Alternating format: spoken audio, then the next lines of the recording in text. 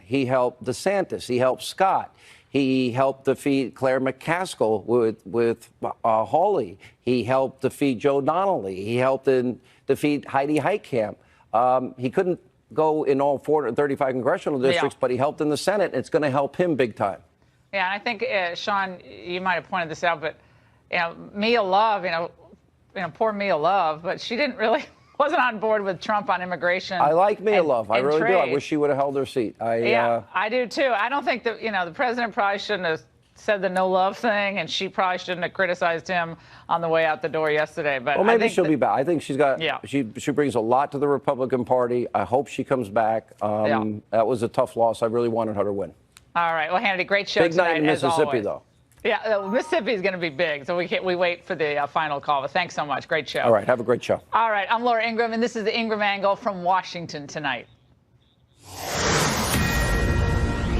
As you just heard Sean and I talking about, we're still awaiting the final results in the Mississippi Senate race, where at this moment, Cindy Hyde-Smith has a fairly comfortable lead over former Clinton Agriculture Secretary Mike Espy. A victory by Hyde-Smith would expand the GOP lead in the Senate 53 to 47. We're going to have a live report from the ground as soon as we get this final call, so keep it right there. Also, between the Mueller investigation and the ongoing crisis at the border, my angle, it's going to come in the B block, is going to explain why the president must pick a new attorney general like yesterday, to quote one of my favorite senators. Plus, the Ingraham Angle will take you behind the caravan headline for a shocking investigation into the tens of thousands of migrant teens currently being housed inside our country and the astronomical costs associated with their care. You're paying for it, my friends. And it's becoming a perverse Yuletide tradition. The criticism of Melania Trump's Christmas decorations. They did this last year, and we were at the White House. We love the decorations. This year, the critics are back. They have nothing better to do than to go after Melania Trump. But first, a war of words among two reported targets of the Mueller probe. Earlier today, the Daily Caller reported of an early copy of a book written by author Jerome Corsi. Now, in this book, Corsi claims that he testified to Mueller's grand jury that just 1 month before the 2016 election, Trump confidant Roger Stone asked him to contact Julian Assange about releasing John Podesta's emails. Now, Corsi claims this was because Stone had advanced knowledge of the release of those infamous Access Hollywood tape, that knowledge that he knew about that, and advanced knowledge of the emails themselves. Corsi was asked about this earlier tonight on our own Tucker Carlson. This is a political winch hunt. Because I did not have a contact with Assange, but yet had figured out that Assange had Podesta's emails, and I figured it out and told Roger Stone and told many people in August, and it just happened that I was right. I did figure it out, and I connect the dots, and this time I happened to be right. You just won't believe that I figured it out. Roger Stone is disputing some of Corsi's other claims, and he has a lot to say. He joins us now in an exclusive interview to tell us what is going on here. Roger, it's good to see you tonight. I know you watched what Mr. Corsi said on Tucker Carlson's show. A lot of folks watching, they think of the Mueller probe and like nefarious Russian plots, and they hear, Assange's name, the Ecuadorian embassy. They don't know who Jerome Corsi is, and they kind of know who you are, but simplify this for us so our listeners know what they need to know to understand the current state of affairs in this investigation as it pertains to you. Well, first of all, Laura, thank you for having me, because my own show at InfoWars is so heavily censored to deny me a forum to have a chance to defend myself. I'm very grateful for the chance to be here. This is really simple. It shows what happens when you hotbox a 72-year-old man for 40 hours, as the Mueller interrogators did. Quite clearly, I made it very clear that on August 21st, I posted a tweet that said, "The Podesta's time in the barrel will come." I meant that public scrutiny of the Podesta's Russian business interests, as I had been briefed about by Jerry Corsi, would be in the media. Now Jerry Corsi has been browbeat into claiming that that was some kind of a cover story. And because I was taking heat for that tweet, But that's not even logical, Laura, because my tweet wasn't controversial until 6 weeks later when Julian Assange published John Podesta's emails. So I had no advance notice that his emails would be stolen or that they would be published. And then the secondary claim that I knew about the Billy Bush NBC tape in advance and that I asked Jerry Corsi to contact Julian Assange to ask Assange to move up or move back his data dump to distract attention from that, that's a fairy tale. That's just whole cloth. I learned about it at 4 o'clock in the afternoon. Like every other American, I was actually on the street in Manhattan. And so, Roger, look, there was no. It's sad that he's been pressured this way. Roger, to bear false witness against There's me. no text evidence or email evidence regarding the Billy Bush claim, and nothing definitive about the other claim about advanced knowledge. There's just one email from you to Corsi from July 25th of 2016. We'll just put it up on the screen. Then this was from the draft court papers. Get to, I guess, Assange at the Ecuadorian embassy in London and get the pending WikiLeaks emails. That's what you've referenced several times. And just once again, why doesn't that look bad? Well, there's an important backstory because hours before that, I was forwarded an email by James Rosen of Fox that had been sent to me by Charles Ortel, one of the very best researchers and investigators in the country. And Rosen had gotten a tip that the disclosures were going to be about the Clinton Foundation. Like every politico, like every political reporter in America, I was curious about what Assange had. The bottom line of this, Laura, is very clear. Nothing we've learned in the last 72 hours shows that there was any collusion between the Russian state and Donald Trump's campaign. $20 million, and 2 years in, there's still no evidence of any such Russian collusion. Well, not this according is to indeed a witch hunt. Roger, not according to David Sickeline, who, and this is from today on CNN, who made a contrary claim. Let's watch. Well, I think, again, this is more evidence of an ongoing conspiracy or collusion between high-ranking Trump campaign officials and WikiLeaks and Julian Assange and the stolen emails. You can see that he's not only directing Jerome Corsi to get information about, or get the copies of the emails or get information about them, he reports back to Roger Stone on August 2nd. Your response to him, some of it you've covered, but when did political gossip become criminalized? Everybody in America wanted to know, after Assange teased these emails on CNN in June and then on Fox in August, what exactly it was that he had. But there is no flow of information. I received no emails and passed no emails on to Donald Trump or the Trump campaign. That's just a fairy tale. But let's face it, the entire Russian collusion delusion is meant to distract us from the fact that the Obama administration, the Obama NSA, the Obama FBI were using illegal, unconstitutional FISA warrants to spy on Donald Trump's campaign. And we're using the FBI to infiltrate Donald Trump's campaign. That plus Uranium One, there's a great need to distract from all of those things. So we point to Donald Trump and the phony Russian collusion, which just doesn't exist. Have you been offered a deal by the special counsel? Most certainly not. And there's no circumstance under whatsoever that I would bear false witness against the president. I am being persecuted because I supported Donald Trump for president and because I helped defeat Hillary Clinton, and for no other reason. Roger Stone, thank you so much for joining us tonight. We really appreciate it. And joining us now with a reaction, Attorney John Sale, who was an assistant special prosecutor during Watergate, and Democratic pollster Mark Penn, the architect of Bill Clinton's reelection, who knows a lot about special counsel investigations. John, let me start first with you. Now, what do you make of Mueller's investigation? Is this seemingly landing on these mostly bit players who at best were on the periphery of the Trump campaign? Well, you have to look at their end game. And it goes from WikiLeaks to Corsi to Stone, but that does not establish what they're after. So what they're trying to do is flip people. And I think the Manafort story is really a tragedy. I mean, this man has been in solitary confinement. And because he so-called lied, he's going to serve life in prison. And people are saying, why is he lying? Who's he protecting? What's he afraid of? I mean, is anybody saying he's just not going to say what they want? He's just not giving up the president? Doesn't the president deserve the same presumption of innocence that everybody else has?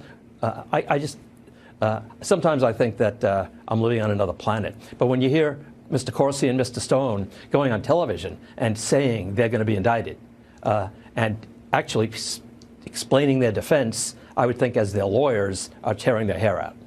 Yeah, it sounds, I mean, they both in their own, description.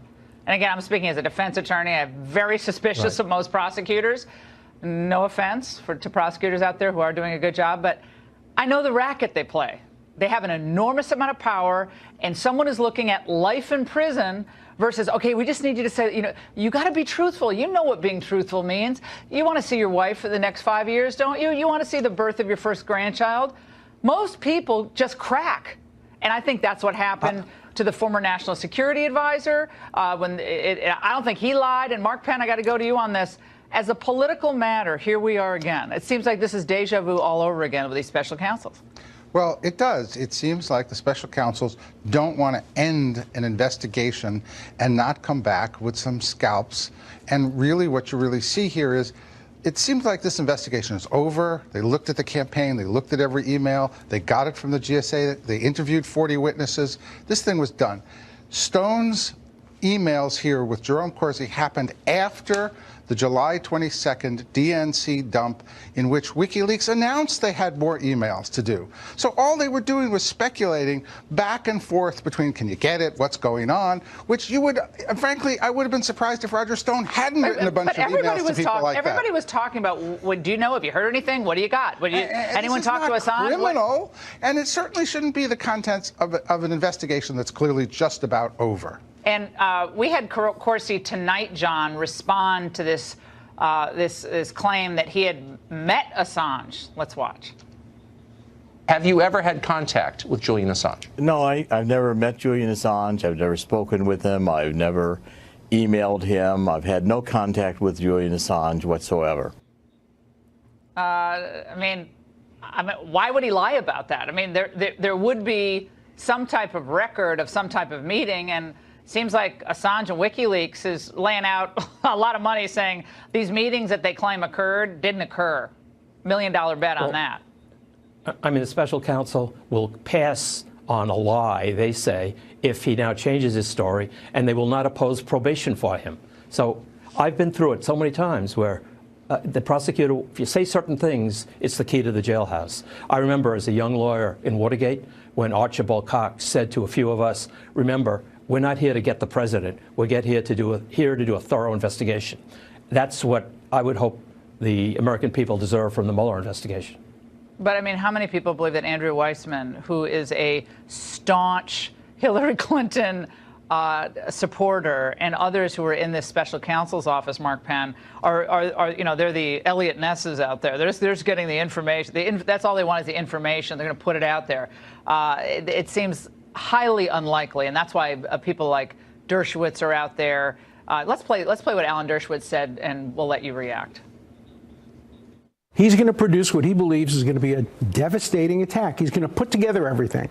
He's going to use information from Manafort and others without necessarily disclosing that they're liars.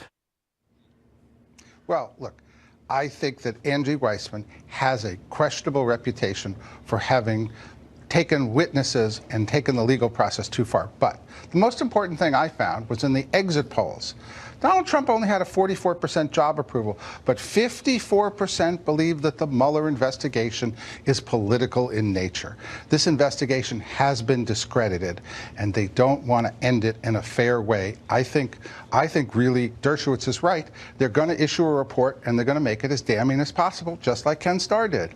John, earlier tonight, when Corsi was interviewed by Tucker, he was asked about this, basically, have you knowingly ever subverted the interests of our country to help another country like Russia? Have you ever had contact with Russian intelligence? And he said, absolutely not. I'm a loyal American. I have no contacts with Russian intelligence. I have no business interests in Russia. Have nothing to do with Russia. I've never been to Russia. That's kind of the keeper soundbite of that interview, if you ask me. I guess he had a white Russian once, though, at a bar, so that's enough. Well, he wasn't being vague about that. And I think Roger Stone said, when you asked him if he was offered a deal, I think he said, I would not bear false witness. I mean, doesn't that tell it all? But I think this investigation needs supervision. And I think it needs supervision by a permanent attorney general, not to cut it off, not to cut off its oxygen, but to say, let's bring this to a reasonable conclusion. Now, John, you gave the interview to my introduction, basically, to my next segment about why the president needs to select an attorney general now. So thank you for that.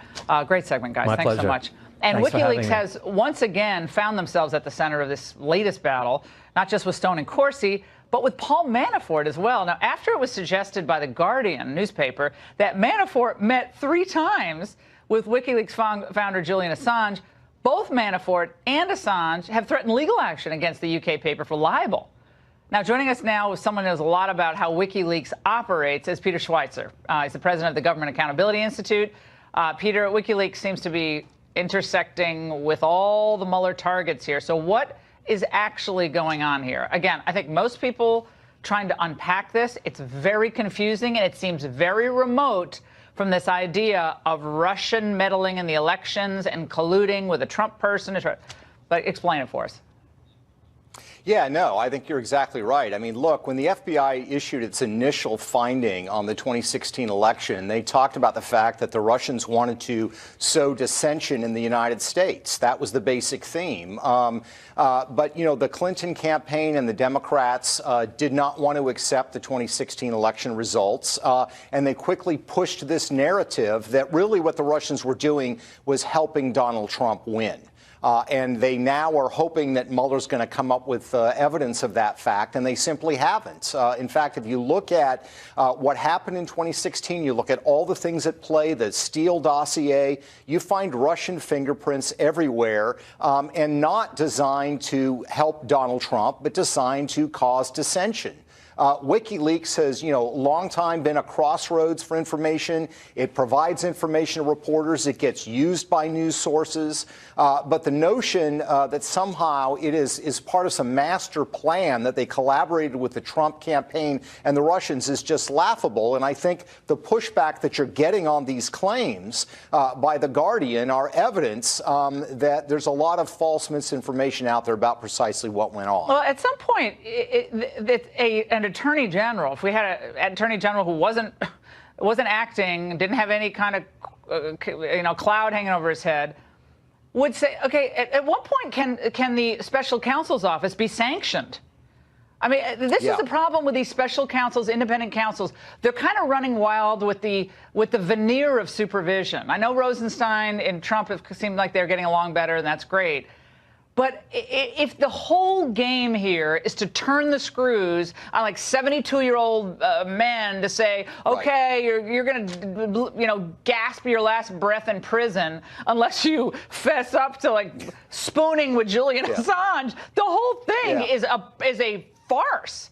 And at some point, the special counsel's office, if this keeps going the way it's going, I don't understand why there wouldn't be sanctions filed against some of these lawyers making these outrageous moves in our judicial system, honestly. That's where I am on this right now. Unless something else happens, that's where I am tonight. No, I think you're right, Laura. And look, the narrative and the goalpost keeps shifting. I mean, the original narrative was that the Trump, the meeting at Trump Tower and the Russians, they're working together. Then it's Roger Stone is working with Julian Assange. Well, what these emails show, of course, is Roger Stone didn't have contact with Julian Assange. He's asking Jerome Corsi to reach out to Julian Assange. So now the focus is on, this author, Jerome Corsi, who's 72 years old, who was not involved in the Trump campaign, was not a central player in this drama, and they've decided they're going to put the squeeze on him. Yeah, but he has a book out. By the way, this is the news story today, Peter, in the New York Times. Okay, I just got to put up this headline real quick, get you to react to it. So this is the news story that Manafort's attorneys have been briefing Trump's attorneys on what he told Mueller. Well, so what? As if lawyers welcome to the world of information sharing among lawyers. Big deal. That's exactly right. I mean, defense clients do this all the time in criminal cases. They do it in investigations. This is what's done. I mean, this is where it's come. And to the larger point that I was making, Laura, to your point about the Attorney General, these issues, I mean, you look at the Steele dossier. Christopher Steele, the person that wrote it. You look at the gentleman at the State Department, Weiner, who was pushing it and legitimizing it. You look. And it's a sort of an incredible thing. I'm disappointed in the Attorney General for many reasons, and you understand that. Well, it happens in relationships. The president and Jeff Sessions started off strong. They were tight. But then they basically ended up hating each other. Well, it's been 3 weeks since Trump canned Sessions, and we haven't heard much about his filling this critical position of the Attorney General since this. Well, I have some very, very good people, but, I mean, there's no rush. You know, it has to go through a Senate process, which takes a long time. But we'll pick somebody that's great. We're going to pick somebody that's very good. Well, the fact that we still have no AG nominee has Senate Judiciary Committee Chairman Chuck Grassley up in arms. He said, I think it would be wise for the president to get somebody appointed like yesterday. How long does it take for you to make up your mind for who you want to be Attorney General? Grassley makes a good point here. This is no time for the administration or the United States to be without an Attorney General. We need a permanent top law enforcement officer in place, particularly at a time when our border is under assault. Now, for its own part, Democrats and their media sponsors have had a field day since the president's selection of former Sessions Chief of Staff Matthew Whitaker, and he was named, of course, as acting AG. Lawsuits have been filed by Senate Democrats Blumenthal and Hirono to remove Whitaker, claiming the pick is unconstitutional, since Whitaker hasn't been confirmed by the Senate. He very simply cannot install a person like Matt Whitaker, who is his lackey and lapdog, when the office really requires qualifications. And Matt Whitaker lacks the key qualification, which is approval by the Senate. The state of Maryland has also filed an absurd lawsuit to block Whitaker from his involvement in an existing Obamacare lawsuit that they say would protect people with pre-existing health conditions. My friends, this is all an unnecessary distraction. Trump's DOJ should be devoting its manpower and resources to defending his policies against the relentless attacks by groups such as like the ACLU.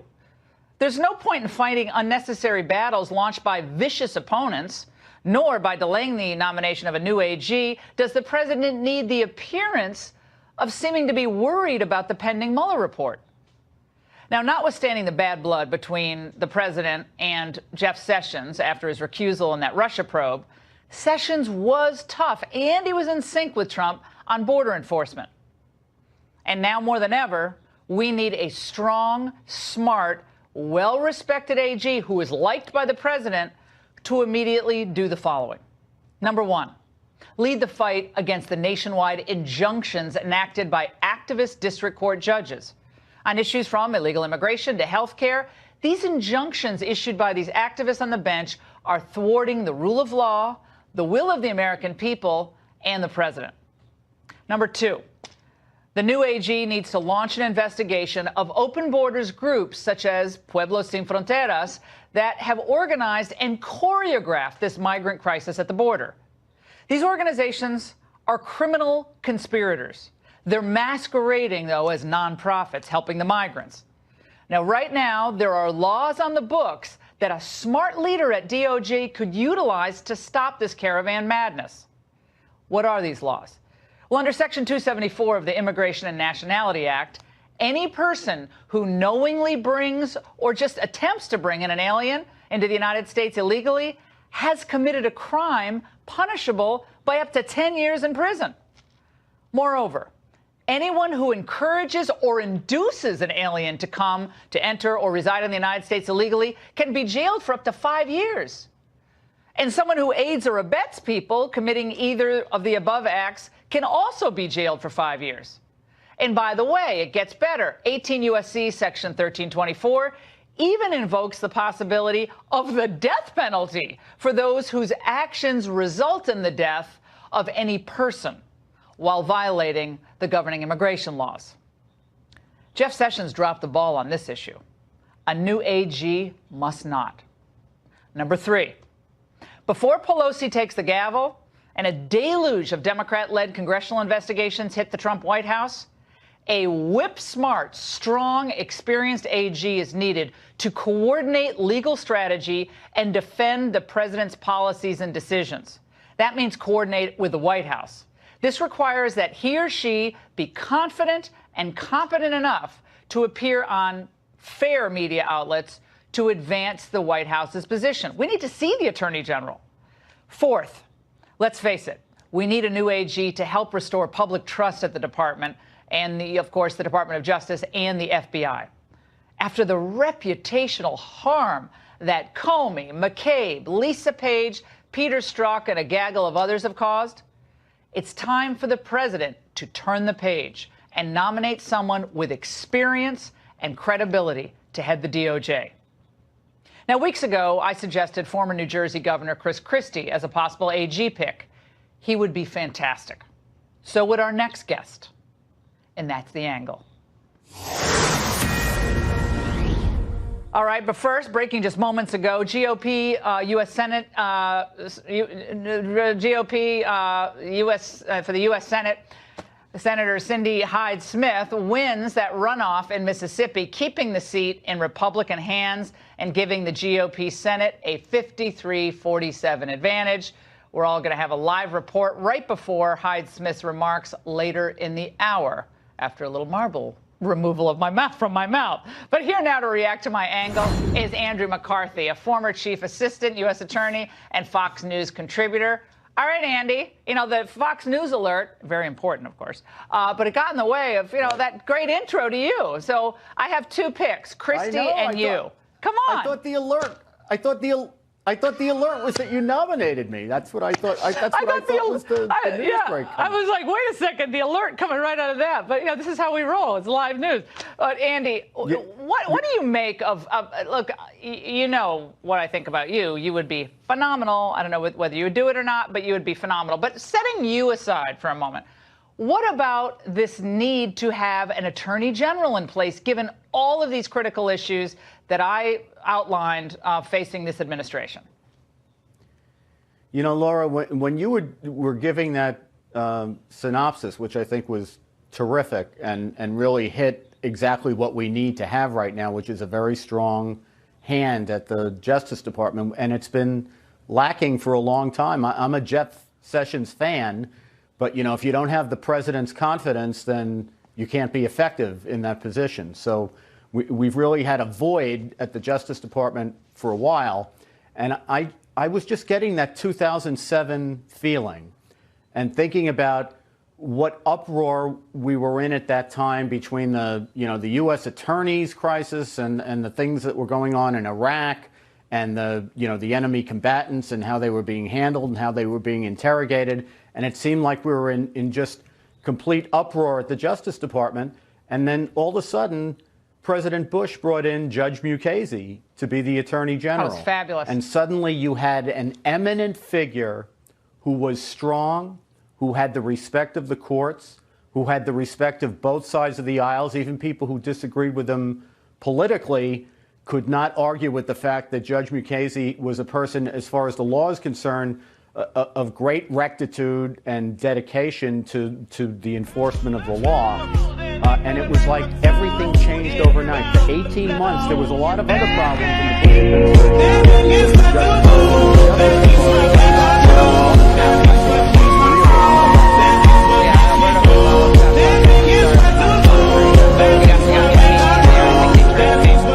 Specifically on Whitaker, again, I've met him. I like him a lot. I think he's a dedicated person, and I think he is a smart guy.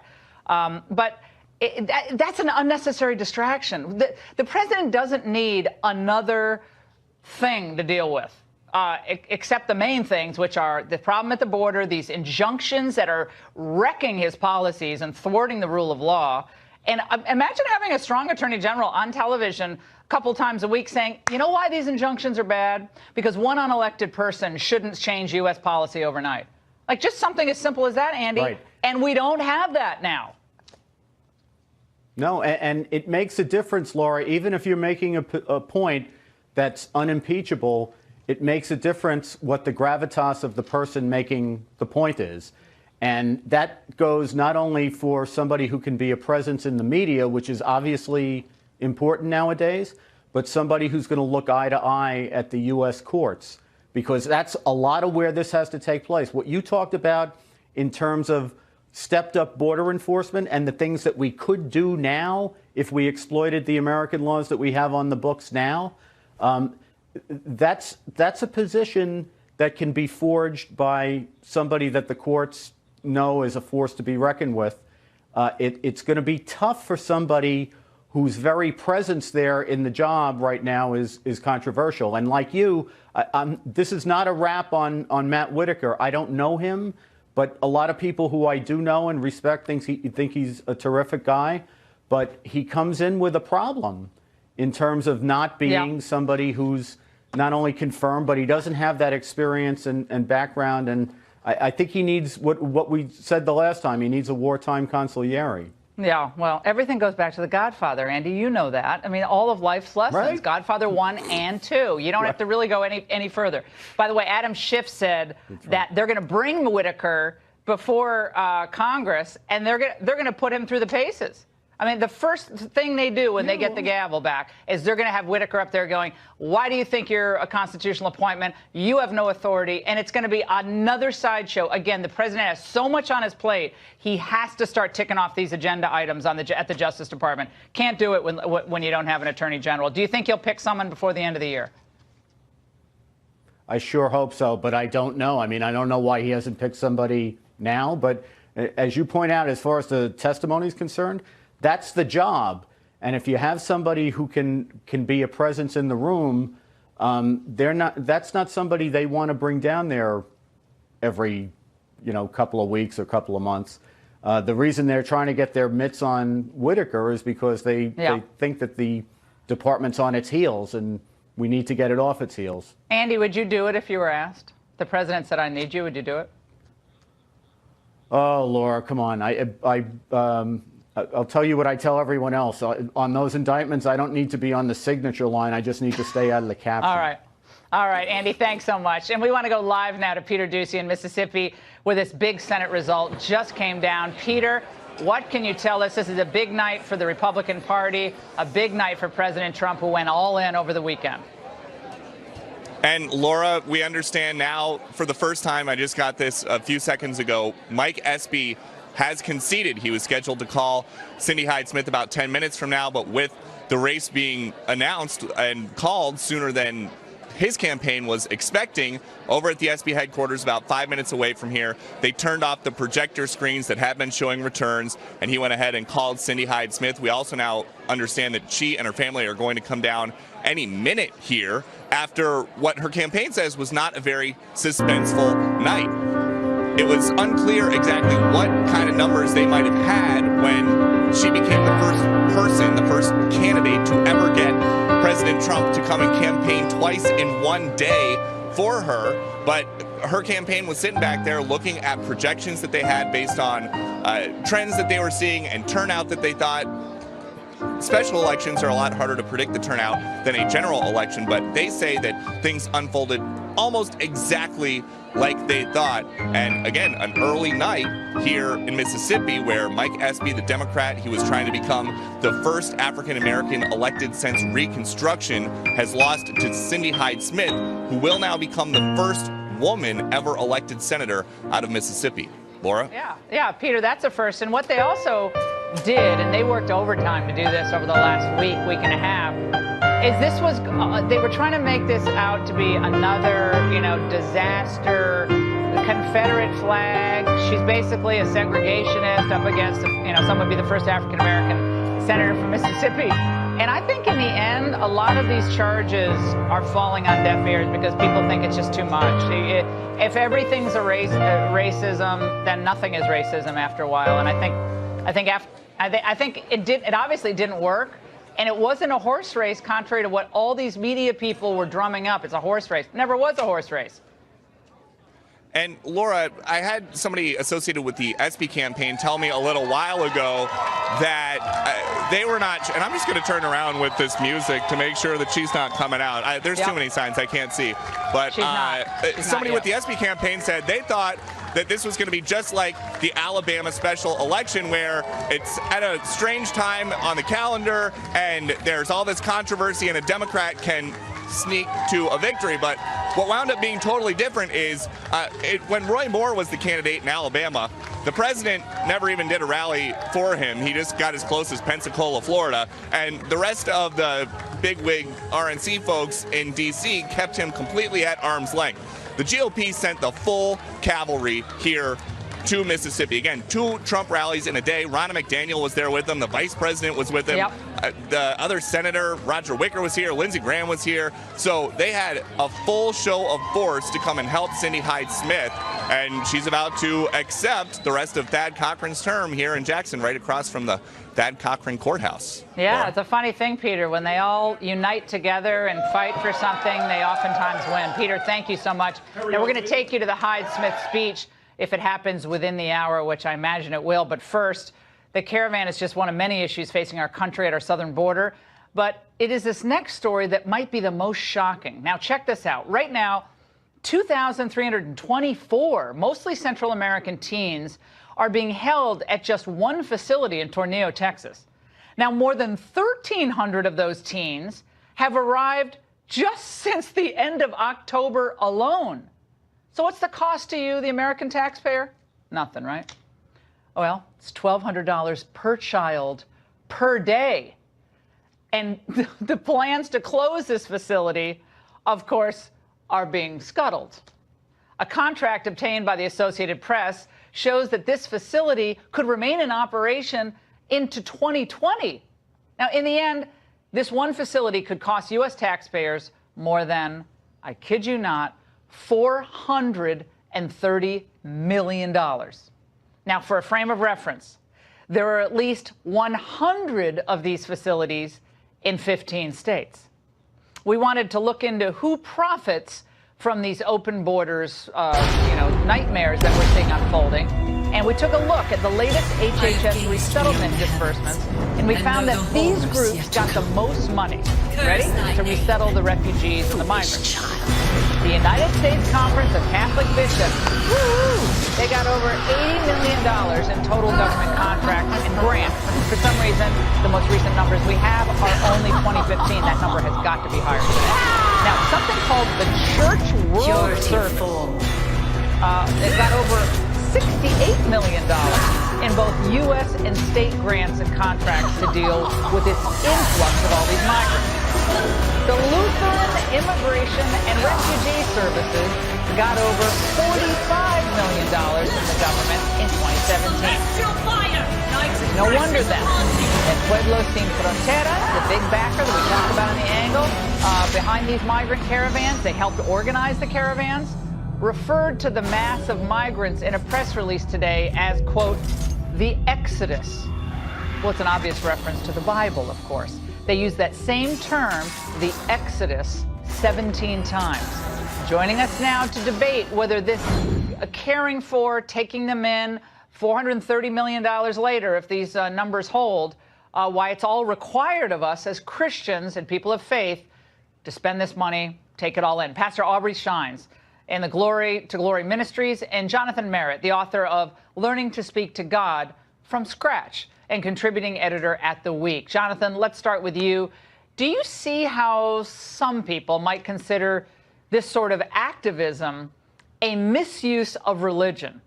My question is, can't religious people disagree on how to welcome a stranger and how to help others in need versus essentially throwing open our borders and releasing people once they cross the border illegally? Yeah, absolutely. We can disagree on how to do it.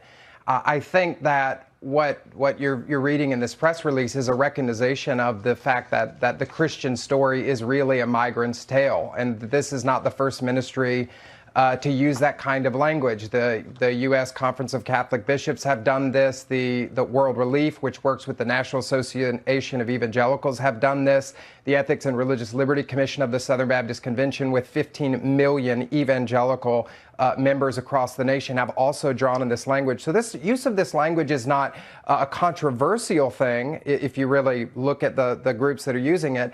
And it's not a left-right thing. You're finding that a lot of Christian groups on the political right have used this language as well. I understand what you're saying. However, if you take money off the table for the U.S. Conference of Catholic Bishops, they get about $100 million. All in, it's about $100 million a year.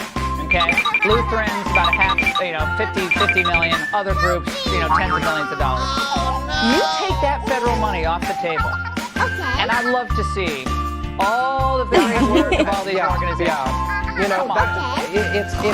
slightly offensive if you've ever spent time with social workers in America. These are not people driving Cadillacs and making it rain with money.